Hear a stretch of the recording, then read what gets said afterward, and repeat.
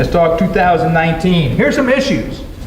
Now, I won't cover these issues today, but these are issues that if we would like to invite you, we'd like to encourage you. We hope you'll come to your local county agent production meetings, whether it's on peanuts or other crops as well, diseases, weeds, insects, soil fertility varieties. We really hope you'll come. We don't have time to talk about everything today, but these are the kind of topics we will talk if you can join us at these production meetings. I think Scott's already done 16 or 17, so we're well into the season, but a lot of counties have not had their meetings yet. Please join us. I'm going to cover the most important diseases. I'm going to talk about what's new. Only talk about what's new, what you may not know from last year, what I think you should know. Okay? First thing is tomato spotted wilt virus. One of the most important diseases we have. Tomato spotted wilt virus goes hand in hand with the Kemerait. Looks a lot like white mold, looks a lot like Rhizoctonia, looks a lot like CBR. If you manage tomato spotted wilt virus, you're going to manage the Kemerait as well. So the first new thing is a peanut RX. We've had this around for a number of years, since 2008. We've completely revised it with our colleagues from Auburn, from the University of Florida, University of Georgia, from Mississippi State University, and from Clemson. So we've all got together, we've revised it, made some changes to it, basically the same, but we've made a few changes that are in there, and basically it's been in the variety section. Varieties that are either newly added to it for the first year or only been on there for a couple years.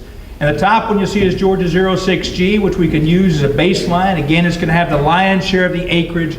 But the varieties you see on there, TIF NV High OL, nematode, root knot nematode resistant, Georgia 16HO, Floron 331, AUNPL 17. They've all been added or they've been updated for 2019. So when you look at these cards, when you look at this, you'll see it. But the main thing is, when you compare it to 6G, is they are at least as good in disease packages, and they're starting to show improvement in some situations. Where you see red numbers, that indicates that the disease resistance, lower numbers is better, more resistant.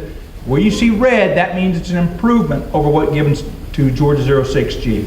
Okay? So there's nothing great, brand new as far as improvement, but we are slowly but surely moving forward. Okay? Peanut RX cards. Companies like Nichno, like Bear Crop Science, Syngenta, Corteva, they're all coming out with new cards. 2 of them are available now, have been ready. These will be passed out in our different meetings, but they got the prescription fungicide programs, but they've also got the new risk index on there. And I encourage you to take a look at the back of those cards and see how planting date, how row spacing, how variety, how crop rotation, how those factors that you have to think about before you plant your seed, how they all tie in to improving your management of the diseases that affect you and affect every grower in the state. Okay?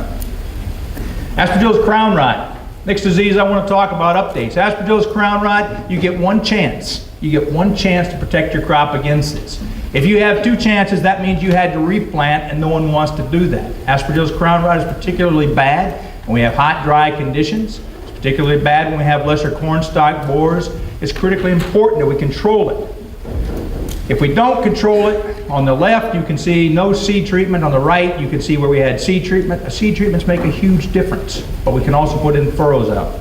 The biggest difference for 2019 is going to be that we can add these, you can see in the bottom, in furrow treatments, whether it's a Bound, a Proline, Vellum Total, they all add to the benefit of that. But we've had that before. In 2019, the question coming from growers already at my meetings has been, what is Rancona? And how does it compare to Dynasty PD? For 2019, for the first time in a long time, growers are having somewhat of an option. They can request, or at least try to request, that whether they use Dynasty PD or Rancona on their seed. Rancona is from Arista Life Science. You can see it's ipoconazole plus carboxin plus metalaxyl. Compare that to Dynasty PD. They are both very strong seed treatment fungicides. Both very strong, both very effective in the control of Aspergillus niger and in the control of Rhizoctonia seedling disease. Different chemistries, but both are very effective. Dr. Brenneman has done some work on this.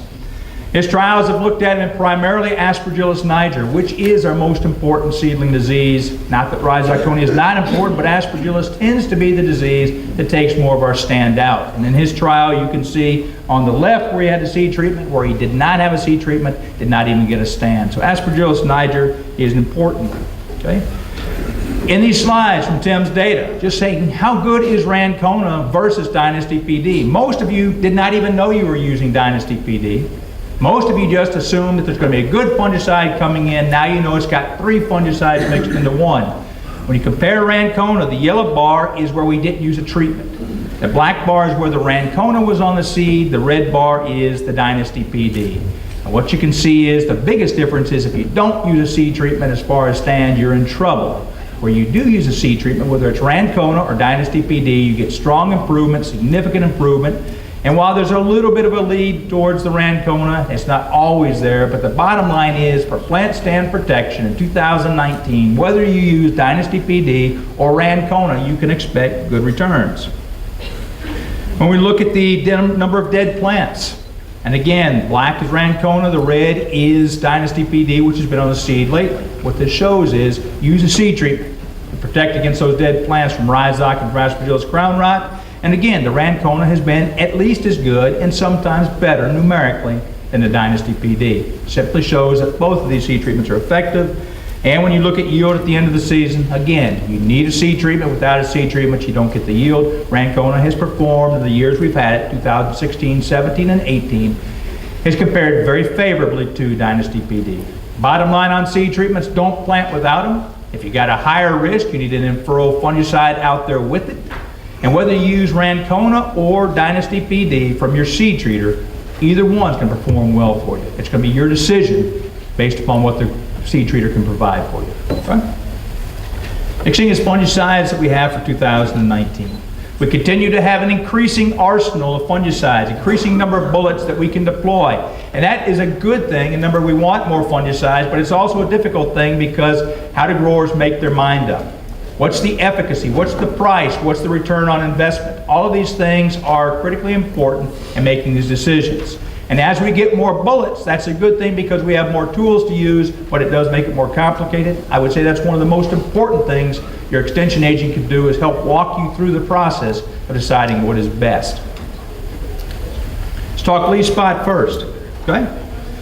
Options for leaf spot. We have many. We don't need anything new to continue to fight leaf spot. From chlorothalonil, Echo, Bravo at the top, to what we can mix with it to replace the tilt, which we can no longer use, all the way down to our standard of Preaxor, replacing two applications for one. We have a strong suite of fungicides available. But in 2019, we're getting some new fungicides that are available. And the names for these include Acropolis, and this is from Amvac. And we have Approach Prima from Corteva. And we have microthiol, which is from New Farm and some of the other companies. We can even use sulfur these days. All I want to leave you with now on these is we have a strong arsenal of fungicides for leaf spot control. And we have new ones coming that can be used. Acropolis may be more important later in the season. Approach Prima is going to combine 2 modes of action for early season disease control. The microthiol, the sulfur, and I'll show you a picture in a minute. Adding sulfur to the fungicides we currently use can actually help to improve, and that's new for us. Okay? Miravis. Miravis did come out late last year. I've never seen a fungicide like Miravis. Miravis will be in full force this year. Came out late last year. We'll have it from the beginning this year. Adepidin is probably the strongest leaf spot fungicide I've ever seen. It gives us the opportunity to protect the crop in ways we haven't from leaf spot. We don't have to use Miravis to get excellent leaf spot control, but Miravis makes it easier. My comment that I talk to all growers about when we're talking about Miravis is, and if you look at the red on the bottom, that'd be the most common program, is that when you use Miravis, you have the full potential to drop 2 sprays from a program you otherwise would have used. For growers in this room who are used to spraying 7 times, if you're going to use Miravis or this Miravis Elatus combination or a Miravis Convoy combination, we want you to I want you to drop from 7 to 5 sprays. How do you do that? You stretch the interval. That Miravis is a strong enough fungicide. If you use Miravis and continue to spray like you always did, then you're missing the opportunity for Miravis. Miravis has a long window of protection. Okay? Just one picture. On the left is Provost without the microthiol. On the right is Provost with the microthiol. At the 8-ounce rate, it's a little bit of a low rate for today. But what this simply shows is microthiol, which is sulfur. We're finding now that by adding 5 pounds of microthiol disperse, we can continue to improve disease, leaf spot management in peanuts with the fungicide program we're using. Okay? That's new for 2019. We haven't talked about sulfur as a fungicide in a long time. Let's talk about white mold, stem rot. Okay, let's talk about white mold. Perhaps the most important disease for most growers in the state of Georgia. It will affect the crop in most every field that we have. And those little sclerotia that Tucker Price has circled in red, they are waiting from last year. They can survive up to 2 or 3 years without a peanut crop. They can affect soybeans, they can affect other crops. It's our #1 problem. And last year we saw some fields which were devastated by it. Okay? Fungicides remain a critically important component of our management strategy. And we have a couple new fungicides that you may not recognize. Actually, 3 new fungicides coming out in 2019. They're not only white mold, they also control leaf spot as well.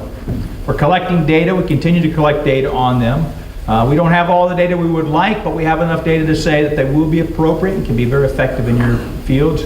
Be aware that they're out there. The first one is Provo Silver. That one has not yet received a label, but it will. Provo Silver is the equivalent of Bayer Crop Sciences for sorrow.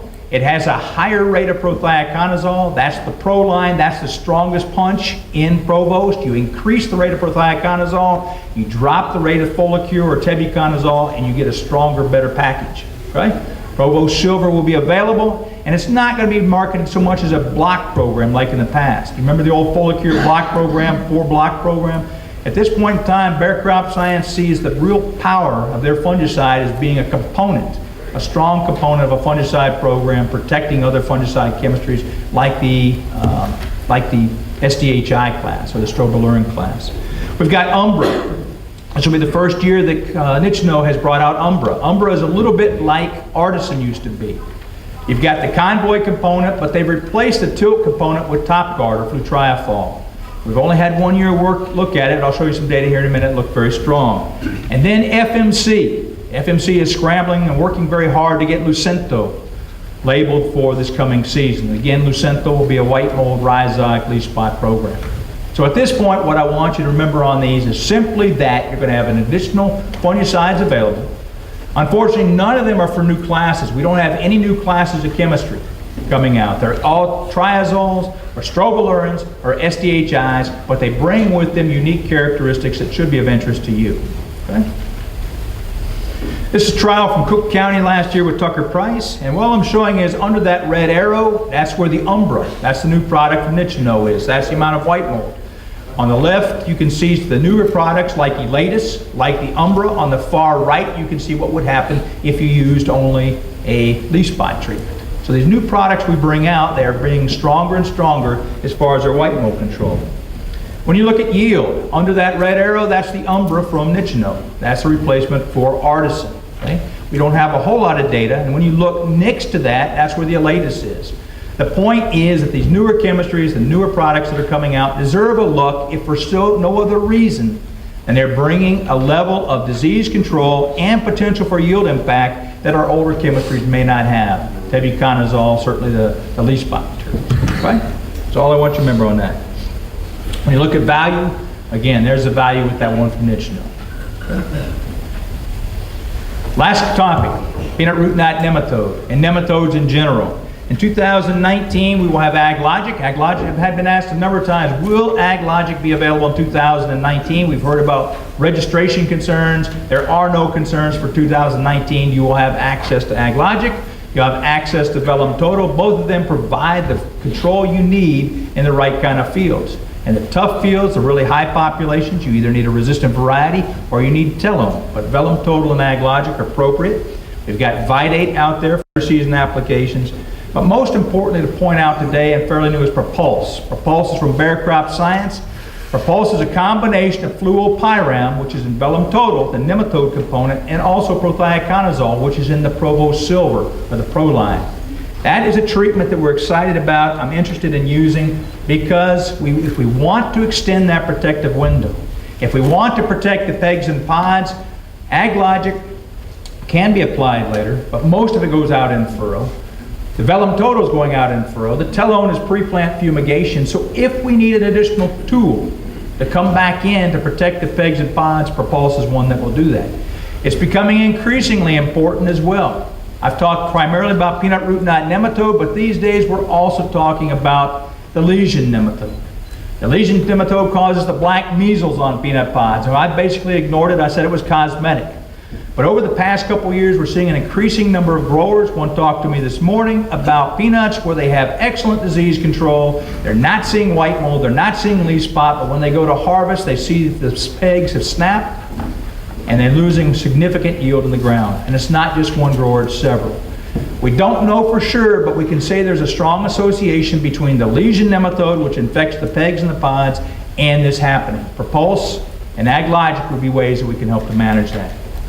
In conclusion, I'd like to say that going into 2019, the most important things to do are to be prepared, to be aware of new products, how you can use them, new varieties, how you can use them in your program, and as always, timeliness and coverage of your applications is going to be critically important.